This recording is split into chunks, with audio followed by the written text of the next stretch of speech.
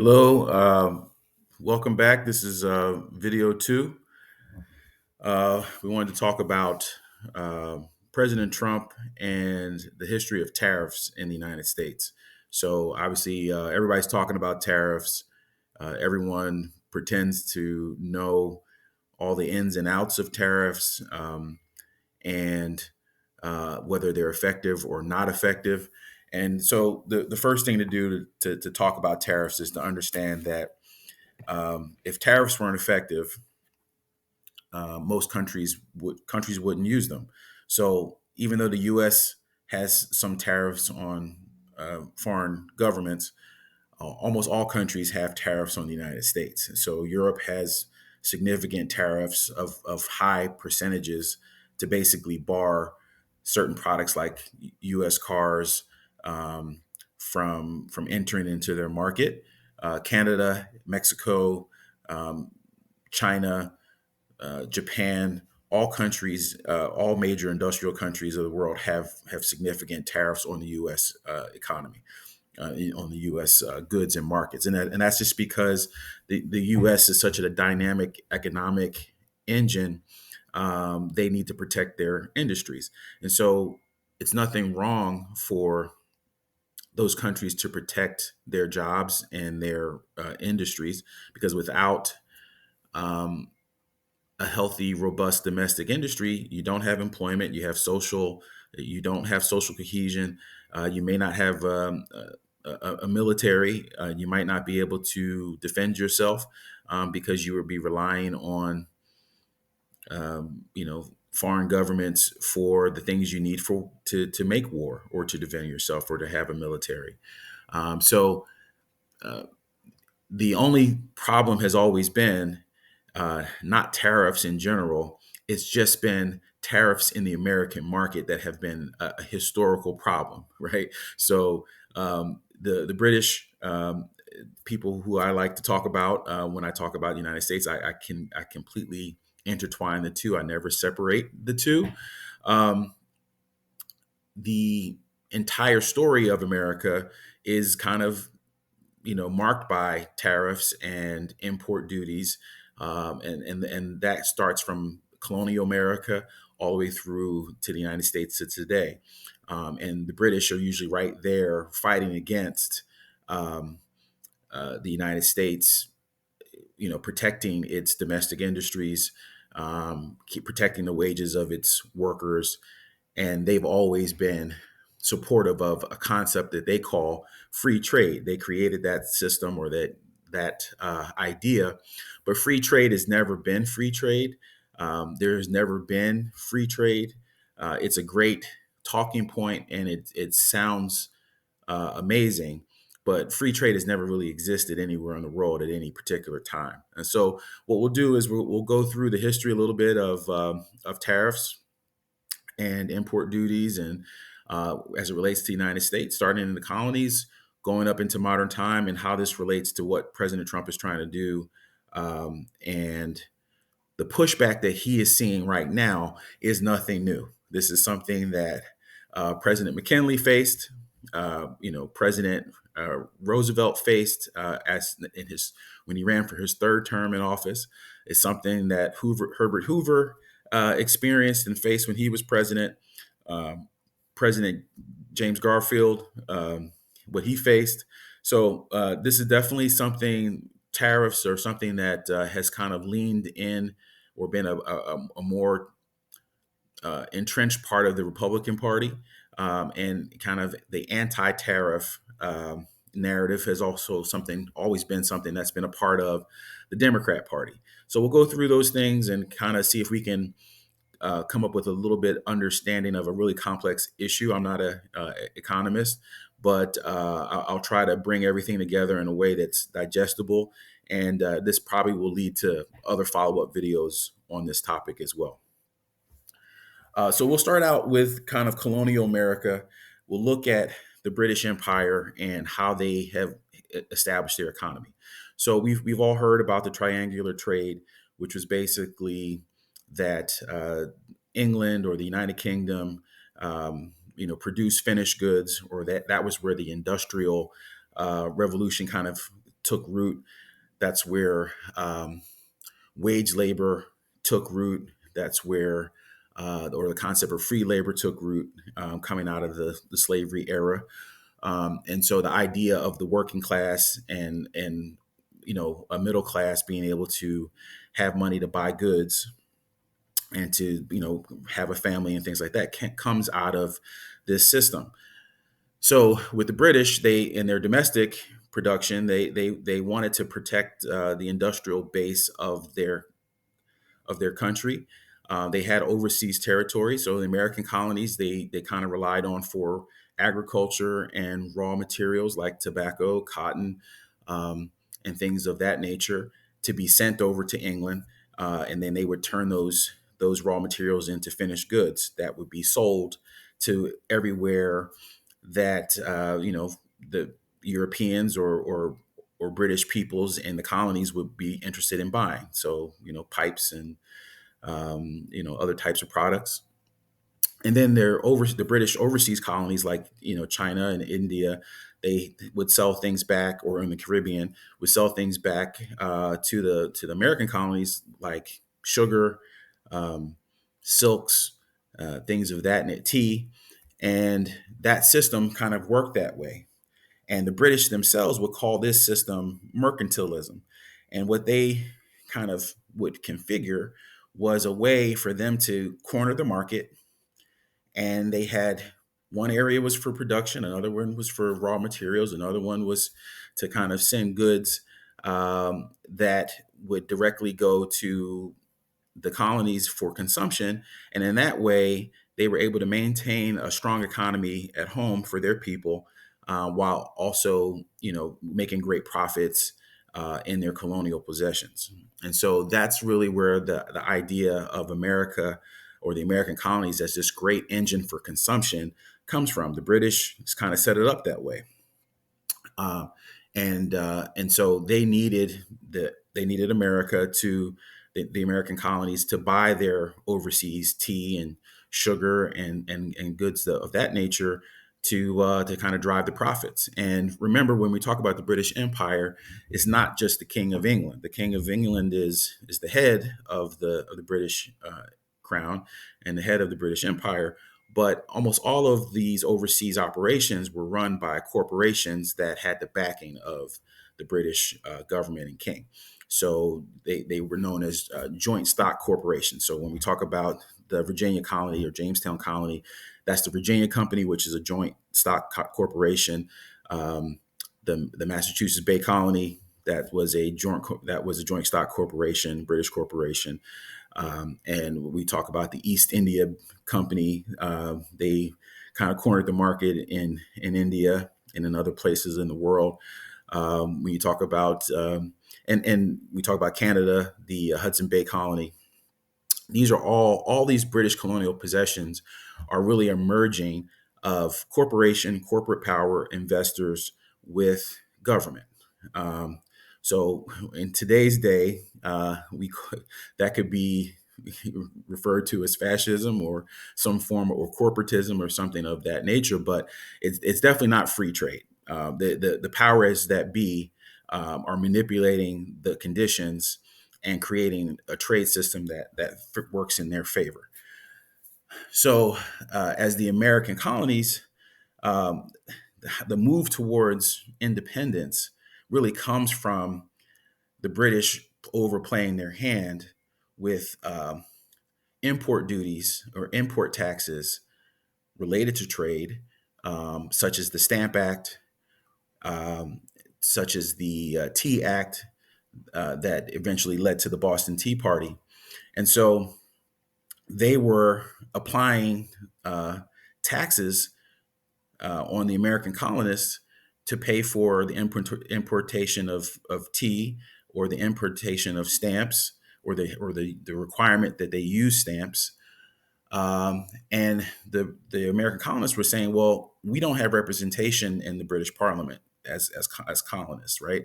And so that's where the no taxation without representation comes from. So this is all related. That's all related to trade. And what was going on was the Dutch, the French, and others, former colonial powers and who had a footprint in North America, were running smuggling operations for those same products. And the U.S. would participate, or the American colonists would participate in that trade and bring in some of these same goods like tea and other things in a much cheaper uh, uh, cost.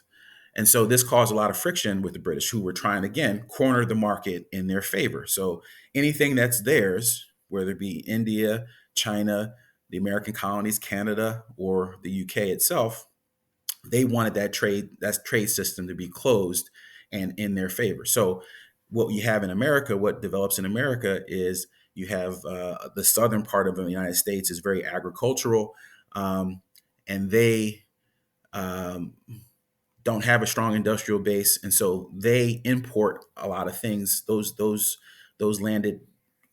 landowners needed to import a lot of items, so they become related to not wanting high tariffs for foreign goods.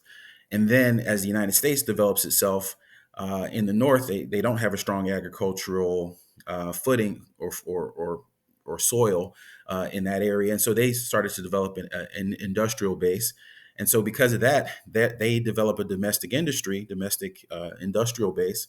They support high tariffs, and so you can see where this leads, right? So as America is growing, and becomes its own country, uh, it realizes that in order to become an independent country, it has to have its own domestic manufacturing base, which the British were not encouraging, had strongly discouraged. And so, from the very earliest time that the United States became a country, they start putting tariffs on certain goods, and that was the money that they used to fund the government. So, before 1913, the United States used tariffs to fund the federal government. So, the model for the U.S. then at that time was relatively decentralized federal government, basically pay for national defense and things like the postal service and a few other functions, but things were largely left to the states to manage. And so the the the fluctuations of revenue that come with um, tariffs means that you can't have too big of a government. And so this existed up until 1913. And in the late 1700s, the U.S. uses tariffs, and their trade with the foreign countries, fluctuated, and so they would have money problems at times. The federal government would have difficulties at times paying for everything that it needed to, and but their tariffs were on, but they were relatively low. They weren't really there to protect industry. They were really there to fund their government, and so that probably was why there wasn't as much pushback from the international community on the U.S. having tariffs. So as we go into the War of 1812, you start to see the tariffs the U.S. starts putting out again around towards the world start to increase from 10 to 12% up to 20 to 25%, and then eventually, as you get closer to the middle of the 19th century, it gets closer to 35-40%. And this is where you really start to see the political separation between those that favor tariffs in the North, who are where most of the industrial manufacturing base in the United States is, and then those who are against tariffs, who are in the South, agricultural. They obviously want to export their goods, but they also need to import finished products to keep maintain modernity in their eyes. And so the United States really starts to split politically over this issue, and the British and others are at this time promoting what they call free trade, which is lower all barriers to us, having access to your market. But it typically is a one-way street. So other countries want free trade with the United States, meaning don't bar my goods and products because I need to sell. But it usually never works the other way. Free trade, the concept of free trade, the concept of tariffs are all related to, why things like wage labor became more prevalent than slavery, why slavery ended. Basically, when these colonial powers, these European powers, were expanding and growing, and had all these overseas possessions, they needed people to be able to consume what they were extracting, right? So the royal class, the elites, the aristocrats, they by themselves, their consumption is not enough, or was not enough to to purchase all the things that the British Empire, the French Empire, the Dutch Empire, the Portuguese, the Spanish, what they were able to extract. And so you now requires that a larger uh, percentage of the population have the ability to purchase things, especially things like tea and sugar and other goods, clothing. So as we go through the 19th century, leading up to the Civil War, the United States now is becoming a pretty decent economic power. But coming out of the Civil War, uh, there's a different mindset in terms of how the United States needs to pay its debts, how it needs to it maybe expand as a power, and that how it needs to use tariffs to not just pay for the federal government, but also now to start protecting some of its the wages of its workers, and also how to take the next step in terms of the of its power. So anyway, some of the big proponents of tariffs in Congress, it was Henry Clay. He was a Whig, but definitely a precursor to some of the ideas that came out of the Republican Party. And then you hear President Trump constantly mentioning William McKinley, who was president in 1896, another proponent of protectionism. Um, American protectionism was James Garfield, who was a president maybe 10 years or so uh, before McKinley in the 1880s.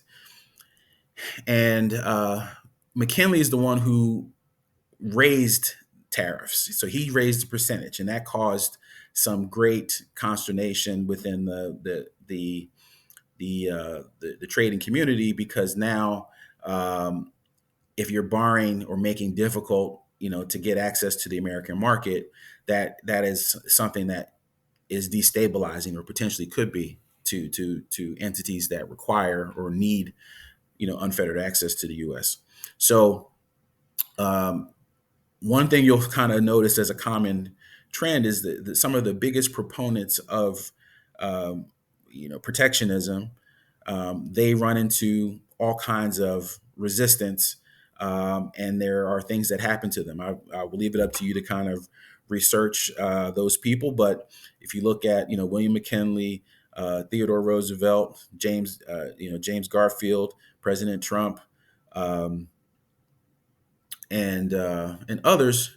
There is Abraham Lincoln also was someone who was a proponent of protectionism. Um, those folks run into issues politically and else and in other ways that kind of tell you how serious these issues can be, and the kinds of animosity and opposition that bringing up tariffs or raising tariffs can cause. So President McKinley was in one term in office, and President Roosevelt was his vice president, or Theodore Roosevelt was his vice president, and he took over. And he really didn't make any significant changes. But when he left office and then came back to run for a third term, he was more of a protectionist in that version of himself, and it ran into a lot of opposition. He didn't get into office, but um, what he ran for president in 1912. And so why that's important is that you see in 1912 the United States completely changed. We had been, prior to that, funding the government, as we had talked about, through revenue from tariffs. The states were still very powerful. The U.S. Senate still the U.S. Senate was actually the representation of the states, and they were, sent by the state legislature or appointed by the state legislature and sent to Washington. In 1913, the 17th Amendment occurs, and now the U.S. Senate uh, is is uh, is elected through direct elections with the people. So now you have the states basically losing control of a state of their state representative, and the U.S. senator, the two U.S. senators. Now they become more of a nationalist type, or nationally influenced politician that we see today.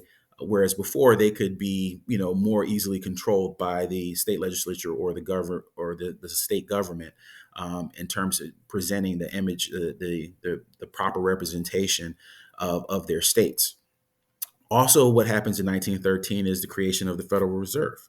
So the Federal Reserve opens the door to what we see as domestic taxation. And that's where, from the Federal Reserve being created, we then go to the creation of the federal income tax. So the federal income tax then replaces the need for tariffs as the way to fund the federal government. So I think that had always been the reason why the founding fathers and others didn't go to direct taxation, was they thought that it was much more punitive this way, that moving to direct taxation for income, or from, taking it from the states, than through the tariff system. And so we see in 1913 that change being made, and then we also see the tariffs, the U.S. tariffs, start to come down to the low levels that it is today. What do we also see in association with lower tariffs is now we start funding, through the federal income tax. We start funding or being a part of these large world wars, World War One, World War Two, the entire Cold War, and other things of that nature. You could argue easily that if we were under the old system, we wouldn't be able to afford to go and have those wars with all that deficit spending, or from all that tax revenue. We would probably have to go as a legislature and seek to raise funds to pay for such a war, which probably wouldn't be able to happen. So you see this fundamental shift in the United States that happens in 1913 once we go off the tariff system to fund the federal government and go to the Federal Reserve and the federal income tax.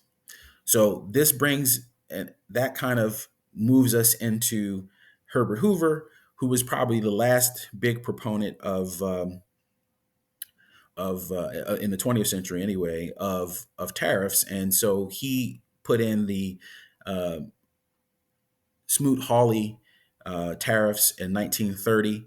The Great Depression had already started, but it's largely blamed for the Great Depression. It may have made it worse. But if you notice, if you look into that incident, what happened with that is very similar to today. Um, those tariffs were put on certain numbers of goods. Countries like Canada, New Zealand, Australia, heavily controlled and influenced by Britain, put on retaliatory tariffs, right? But unlike today, um, the U.S. government at that time, the Hoover administration, did not threaten to retaliate further with further um, sanctions or further tariffs in response to the retaliation. What we see today with President Trump is, yes, we similar to Hoover, he puts on tariffs. Other countries offer or threaten to add retaliatory tariffs to hurt the U.S. economy, but President Trump then doubles down and says, if you add on more, I will add X amount of percentage increase on this item or that. And on top of that, I will go to reciprocal policy, meaning that whatever tariffs you already have existing on me, I'm going to also place on you, right? So that's maybe the way to combat, or how he plans to combat that pressure that Hoover basically was crumpled under. If you look at what happened to his presidency and the change of direction that the United States went in from that. So after Hoover is gone, the Great Depression happens. He's kind of completely uh, uh, kind of dismissed as a president. That idea of higher tariffs, protectionist tariffs in the U.S. kind of goes away, and what we've seen now is this kind of steady erosion of American wages, stagnation of American wages, loss of domestic industry to outsourcing, and you see these huge multinational corporations kind of rising up that become, as powerful or more powerful than governments, really, around the world, because of the fact that they are able to have control of so many domestic markets, economic markets. So President Trump is trying to reorient that, and so, in some ways, when he puts on a tariff or threatens to put on a tariff, and a country threatens to retaliate, they're actually playing into his hands, because he's basically putting a wall over the U.S. economy, over the U.S. domestic market, saying, "Listen, if you want to make money, you have to have Americans buy your goods. You can do it two ways. We can make a trade deal, and you can manufacture whatever your goods are here in the United States, which provides jobs and keeps the American population in a healthy space.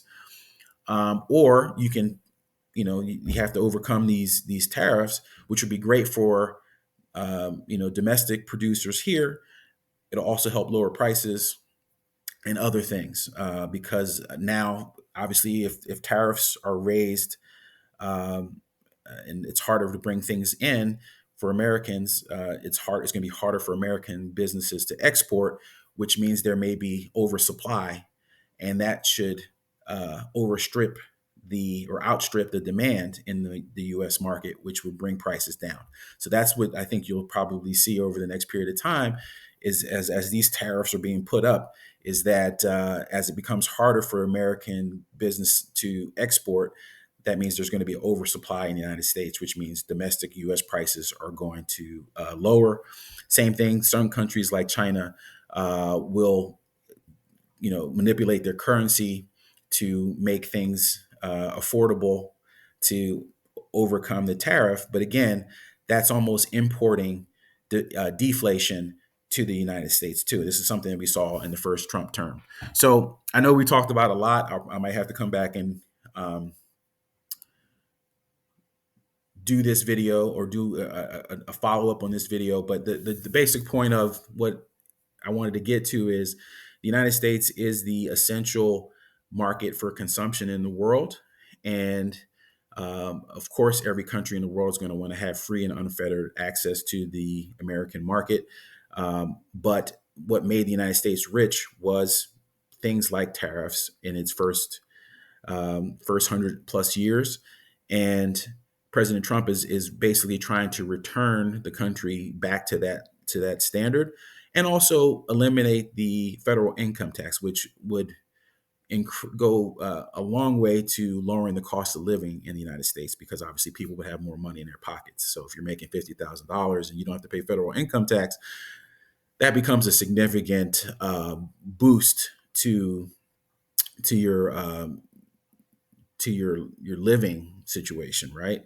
So and so I think that's kind of where we're going, and that is why there's threats all over the world now. There's a lot of hand wringing about where the country is going, but the erection of tariffs in a widespread way, and in a relatively high number, that revenue will then be used to kind of fund a smaller U.S. government, which we probably has grown or has become extremely bloated, a lot of waste, a lot of fraud and abuse and things of that nature. It would help improve the conditions of the American citizens. It would get the federal government under control, and have less room to do things they shouldn't be doing with the money. And it also forces the business community globally and foreign governments to negotiate with the United States for fair trade terms. So I don't think you'll ever see free trade, but I think that you'll see free or reciprocal trade start to happen, and we've seen it already. So the United States has done a bilateral trade deal with Japan, with South Korea. They've working on one with India, working on one with the United Kingdom. Um, and I think you'll see that happen continually. So President Trump, I think, is trying to create a freer trade, or a fair trade, and a reciprocal trade with all countries, and so everyone can make money. And I think what you'll see is that other countries will adopt a similar policy, so that their workers have some protections, and have a better standard of living. And so, of course, the big multinational corporations are going to be against those changes until it's in their financial interest to adopt the American first type economic policy. So I think we're seeing the rough part of it now. But if we get to a point where he's able to eliminate the federal income tax, the people are going to wake up in a way that they'll become knowledgeable of why it's necessary for certain types of you know uh, excise taxes or import taxes to be put in, tariffs to be put in, and I think it'll lead to better uh, cooperation between countries as they figure out how can they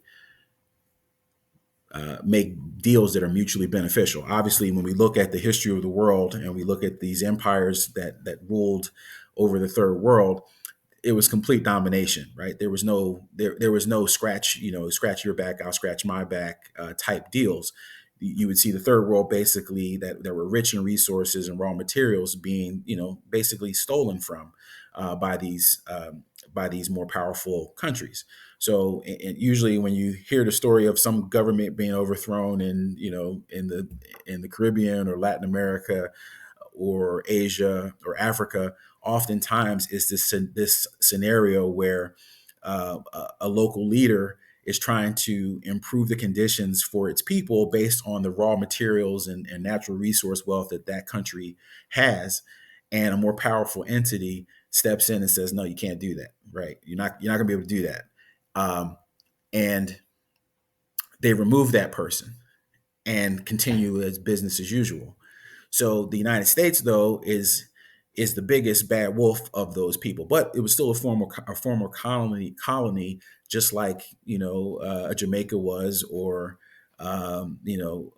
some of these other much smaller countries that don't have the ability to fight back, right? So we're seeing a really interesting shift happening, and I think you're going to see the biggest change is going to happen to Europe, because they may not be able to live high on the hog like they have for so long. So anyway, I think this video has gotten long. I don't want to go too much further than that. Please, send some comments, feedback to me, and I'll start putting some links of places that kind of reinforce what I am talking about. I It's hard to go to my notes or to just give you sources, but I will do that and make sure that for each of these topics that I provide some sources so that you can do some research for yourself. Because I always believe, don't take my word for anything I'm saying. Go ahead and research for yourself, because that's how you gain understanding. Anyway, I hope that this was helpful, and see you soon.